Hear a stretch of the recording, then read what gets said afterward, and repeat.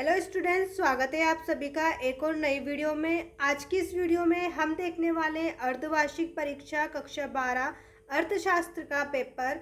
इस वीडियो के माध्यम से हम विषय अर्थशास्त्र के पेपर के सभी प्रश्न के उत्तर देखने वाले हैं। वीडियो को शुरू से अंत तक ज़रूर देखिएगा, स्किप ना करें जिससे आपके कोई से भी प्रश्न आपसे छूटे। तो चलिए शुरू करते हैं। अर्धवार्षिक परीक्षा 2025-26 कक्षा 12वीं विषय अर्थशास्त्र, जहां आपको सबसे पहले प्रश्न दिया हुआ है। प्रश्न नंबर 1 के सही विकल्प चुनकर लिखिए। यहाँ आपको 4 ऑब्जेक्ट दिए गए हैं जिनमें से सही पर आपको टिक करना है। किस अर्थव्यवस्था में कीमत तंत्र के आधार पर निर्णय लिए जाते हैं, आपको बताना है। अर्थव्यवस्था में कीमत तंत्र के आधार पर निर्णय लिए जाते हैं। सही आंसर आपका रहेगा बाजार अर्थव्यवस्था। ऑप्शन सा जो है आपका सही उत्तर रहेगा। बाजार अर्थव्यवस्था में कीमत तंत्र के आधार पर निर्णय लिए जाते हैं। नंबर 2 है, कॉफ़ी के मूल्य में वृद्धि होने पर चाय की मांग क्या होती है? बढ़ती है, घटती है, स्थिर रहती है, शून्य हो जाती है। कॉफ़ी के मूल्य में वृद्धि होने पर चाय की मांग क्या होती है? बढ़ती है। ऑप्शन आ पर हम टिक करेंगे, बढ़ती है। इसके बाद नंबर 3 है, उपयोगिता का संबंध होता है। उपयोगिता का संबंध किससे होता है? मानव आवश्यकता की पूर्ति से। जो उपयोगिता है उसका संबंध किससे रहेगा? मानव आवश्यकता की पूर्ति से। इसके बाद नंबर 4 पर आपको दिया हुआ है, ऐसी वस्तुएं जिनका एक दूसरे के बदले प्रयोग किया जाता है कहलाती है। ऐसी वस्तु जिनका एक दूसरे के बदले में प्रयोग किया जाता है उसे हम क्या कहते हैं? उसे हम स्थानपन्न वस्तुएं कहते हैं। ऑप्शन ब पर हम टिक करेंगे, स्थानपन्न वस्तुएं। इसके बाद नंबर 5 पर है, उत्पादन फलन में उत्पादन किसका फलन है? आपको बताना है उत्पादन फलन में उत्पादन किसका फलन है। यहाँ आपका सही उत्तर रहेगा उत्पत्ति के साधनों का। किसका है? उत्पत्ति के साधनों का है। इसके बाद अगला प्रश्न है नंबर 6, किस बाजार में AR वक्र बराबर MR वक्र होता है? तो यहाँ पर आपका सही उत्तर रहेगा पूर्ण प्रतियोगिता। ऑप्शन बा पर हम टिक करेंगे, पूर्ण प्रतियोगिता में AR वक्र MR वक्र के बराबर होता है। इसके बाद हम देखेंगे नंबर 2, रिक्त स्थान भरिए। यहाँ पर आपको रिक्त स्थान को भरना है। पहला रिक्त स्थान है, सीमांत लागत केवल लागतों पर निर्भर करती है। क्या सीमांत लागत केवल लागतों पर निर्भर करती है? उत्तर हम लिखेंगे परिवर्ती लागतों पर निर्भर करती है। इसके बाद अगला प्रश्न है नंबर 2, उत्पादन की प्रति इकाई लागत को कहते हैं। उत्पादन की प्रति इकाई लागत को हम क्या कहते हैं? औसत लागत कहते हैं। यहाँ आपका सही आंसर रहेगा औसत लागत। इसके बाद अगला प्रश्न आपको दिया हुआ है नंबर 3 पर, संसाधनों की कमी ही की समस्या को जन्म देती है। संसाधनों की कमी ही किसको जन्म देती है? सही उत्तर रहेगा आर्थिक और चयन। आर्थिक और चयन की समस्या को जन्म देती है। प्रश्न नंबर 4 है, मांग वक्र की प्रवणता साधारणता की ओर से रहती है। आपसे प्रश्न पूछा गया है, मांग वक्र की प्रवणता साधारणता की ओर रहती है। सही आंसर रहेगा नीचे या फिर बाईं से दाईं की ओर रहती है। यहाँ तो आप नीचे लिख सकते हैं या फिर दाईं से बाईं ओर रहती है। इसके बाद अगला प्रश्न है, अल्पकालीन उत्पादन फलन को कहा जाता है। अल्पकालीन उत्पादन फलन को क्या कहा जाता है? परिवर्ती अनुपात कहा जाता है। आप यहाँ पर लिखेंगे परिवर्ती अनुपात कहा जाता है। प्रश्न नंबर 6 है, जब MP शून्य होता है तब TP होता है। जब MP शून्य होगा तब TP क्या होगा? यहाँ आप उत्तर लिखेंगे अधिकतम। जब MP शून्य रहेगा तब TP क्या हो जाएगा? अधिकतम हो जाएगा। इसके बाद अगला प्रश्न आपको दिया हुआ है, प्रश्न नंबर 3, सत्य असत्य चुनकर लिखिए। यहाँ आपको सत्य असत्य चुनकर बताना है। पहला है, सामान्य कीमत स्थिर होती है। क्या सामान्य जो कीमत है वो स्थिर होती है? तो ये आपका असत्य रहेगा। इसके बाद नंबर 2 है, पूर्ति एवं स्टॉक समानार्थी है। पूर्ति एवं स्टॉक समानार्थी नहीं है। इसके बाद है नंबर 3, बाजार मूल्य दीर्घकालीन बाजार में पाया जाता है। तो बाजार मूल्य दीर्घकालीन बाजार में पाया जाता है, ये कथन आपका असत्य रहेगा। नंबर 4 है, कुल लागत बराबर कुल परिवर्ती लागत माइनस कुल स्थिरता। ये भी बच्चों आपका असत्य है। इसके बाद नंबर 5 पर है, जिस कीमत पर संतुलन स्थापित होता है उसे संतुलन कीमत कहते हैं। यहाँ आपसे पूछा है जिस कीमत पर संतुलन स्थापित होता है उसे संतुलन कीमत कहते हैं, तो ये आपका सत्य है। इसके बाद नंबर 6 पर है कुल संप्राप्ति बराबर P + Q होता है, तो ये आपका असत्य रहेगा। अब इसके बाद हम बात करें अपने अगले प्रश्न की ओर। तो अगला प्रश्न करने से पहले दोस्तों, अगर आपने हमारे चैनल को सब्सक्राइब नहीं किया है तो सब्सक्राइब ज़रूर करें, वीडियो को लाइक करके अपने सभी दोस्तों के साथ शेयर ज़रूर करें।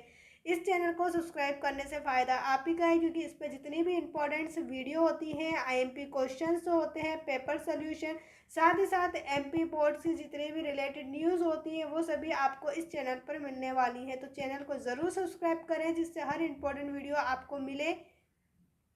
इसी के साथ अब हम बात करते हैं अपने अगले प्रश्न की ओर। तो जहां आपको दिया हुआ है प्रश्न नंबर 4, सही जोड़ी बनाइए। यहाँ पर आपको जोड़ी बनाना है, खंड का को खंड का से मिलाना है।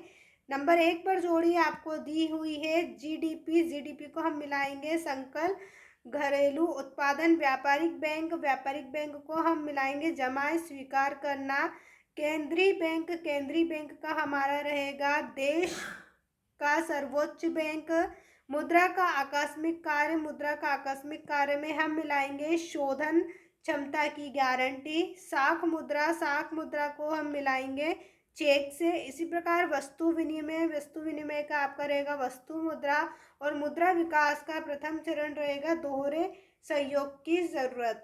अब इसके बाद हम बात करें अपने अगले प्रश्न की ओर। प्रश्न नंबर 5 है, एक शब्द या एक वाक्य में उत्तर दीजिए। यहाँ पर आपको एक शब्द या एक वाक्य में उत्तर देना है। विश्व में महामंदी किस वर्ष आई, आपको बताना है विश्व में महामंदी किस वर्ष में आई थी। सही उत्तर रहेगा 1929 में। इसके बाद नंबर 2 पर है उपभोग फलन का समीकरण क्या है, आपको उपभोग फलन का समीकरण बताना है। तो आप उपभोग फल का समीकरण इस तरीके से लिख सकते हैं। अब इसके बाद हम देखेंगे अगला प्रश्न नंबर 3, मजदूरी दर का निर्धारण कहाँ होता है। मजदूरी दर का निर्धारण हम लिखेंगे श्रम बाजार में होता है। मजदूरी दर का निर्धारण श्रम बाजार में होता है। नंबर 4 है पूर्ति का क्या अर्थ है, आपको बताना है पूर्ति का क्या अर्थ है। उत्तर में हम लिखेंगे एक निश्चित समय व निश्चित कीमत पर उत्पादक बाजार में बेचने के लिए तैयार है। इसके बाद प्रश्न नंबर 5 है उत्पादन फलन क्या है। उत्पादन फलन में हम लिखेंगे आगतों व निर्गतों का तकनीकी संबंध। उत्पादन फलन क्या है, आगतों व निर्गतों का तकनीकी संबंध है। इसके बाद नंबर 6 पर है किस अवधि में स्थिर लागत नहीं होती। उत्तर हम लिखेंगे दीर्घकाल अवधि में स्थिर लागत नहीं होती। इसके बाद है नंबर 7, मांग का एक निर्धारक तत्व लिखिए। मांग का एक निर्धारक तत्व हम लिखेंगे वस्तु की कीमत एवं उपभोक्ता की आय। आपसे पूछा गया है मांग का एक निर्धारक, तो मांग का निर्धारक है वस्तु की कीमत एवं उपभोक्ता की आय। इसके बाद हम देखेंगे प्रश्न उत्तर। तो यहाँ आपको प्रश्न नंबर 6 दिया हुआ है अर्थव्यवस्था किसे कहते हैं। उसी के अथवा में प्रश्न पूछा है सीमांत उत्पादन संभावना क्या है। प्रश्न नंबर 7 है मिश्रित अर्थव्यवस्था का अर्थ लिखिए। अथवा में आपसे प्रश्न पूछा है सकारात्मक आर्थिक विश्लेषण किसे कहते हैं। प्रश्न नंबर 8 है उच्चतम निर्धारण कीमत किसे कहते हैं। अथवा का प्रश्न है निम्नतम निर्धारण कीमत किसे कहते हैं। प्रश्न नंबर 9, हम कब कहेंगे कि बाजार में किसी वस्तु के लिए अधिक मांग है। अथवा का प्रश्न है हम कब कहेंगे कि बाजार में किसी वस्तु के लिए अधिक पूर्ति है। इसके बाद है प्रश्न नंबर 10, उत्पादन फलन क्या है, इसका सूत्र लिखिए। अथवा का प्रश्न आपसे पूछा है उत्पादन फलन की दृष्टि से अल्पकाल किसे कहते हैं। प्रश्न नंबर 11 है मुद्रा के 2 प्राथमिक कार्यों को लिखिए। अथवा का प्रश्न है वस्तु विनिमय प्रणाली की कोई 2 सीमाएं लिखिए। प्रश्न नंबर 12 है समग्र मांग क्या है। अथवा में आपसे पूछा है समग्र फलन क्या है। प्रश्न नंबर 13, आयात किसे कहते हैं। अथवा का प्रश्न है निर्यात किसे कहते हैं। प्रश्न नंबर 14, पूर्ण प्रतिस्पर्धा किसे कहते हैं। अथवा में आपसे पूछा है पूर्ति की लोच किसे कहते हैं। प्रश्न नंबर 15 पर हम बात करें। प्रश्न नंबर 15 है पैमाने के बढ़ते प्रतिफल किसे कहते हैं। अथवा का प्रश्न है पैमाने के घटते प्रतिफल किसे कहते हैं। प्रश्न नंबर 16, मांग की कीमत लोच किसे कहते हैं, सूत्र सहित लिखिए। अथवा में आपसे प्रश्न पूछा है निम्न स्तरीय वस्तुएं क्या हैं। प्रश्न नंबर 17, सामान्य लाभ और असामान्य लाभ क्या होता है? अथवा में आपसे पूछा है औसत संप्राप्ति तथा सीमांत संप्राप्ति को समझाइए। प्रश्न नंबर 18, अल्पकालीन लागतों को 3 बिंदुओं में स्पष्ट कीजिए। अथवा में आपसे पूछा है दीर्घकालीन लागतों को 3 बिंदुओं में स्पष्ट कीजिए। प्रश्न नंबर 19, बजट रेखा की प्रवणता नीचे की ओर क्यों होती है? अथवा का प्रश्न है कुल उपयोगिता को उदाहरण सहित समझाइए। प्रश्न नंबर 20, मांग का नियम क्या है? चित्र एवं तालिका द्वारा समझाइए। अथवा में आपसे पूछा है हासमान उपयोगिता नियम क्या है? चित्र एवं तालिका द्वारा समझाइए। प्रश्न नंबर 21 है अल्पकालीन औसत लागत वक्र यू आकार के क्यों होते हैं? 4 बिंदुओं में बताइए। अथवा का प्रश्न है एक फर्म की कुल स्थिर लागत तथा कुल प्रतिवर्ती लागत क्या है? ये किस प्रकार संबंधित है? प्रश्न नंबर 22 है दोहरी गणना की समस्या क्या है? इससे कैसे बचा जा सकता है? अथवा का प्रश्न है पूर्ण प्रतियोगिता किसे कहते हैं? इसकी 3 विशेषताएं लिखिए। प्रश्न नंबर 23 है गुणक की क्रियाविधि को समझाइए। गुणक की क्रियाविधि आपको समझाना है। अथवा में पूछा है क्या होगा यदि बाजार में प्रचलित मूल्य संतुलन कीमत से ज़्यादा या संतुलन कीमत से कम हो। उम्मीद है दोस्तों आपको ये वीडियो पसंद आई होगी। अगर अभी तक आपने हमारे चैनल को सब्सक्राइब नहीं किया है तो चैनल को ज़रूर सब्सक्राइब करें। वीडियो को लाइक करके अपने सभी दोस्तों के साथ शेयर ज़रूर करें। वीडियो देखने के लिए आपका धन्यवाद।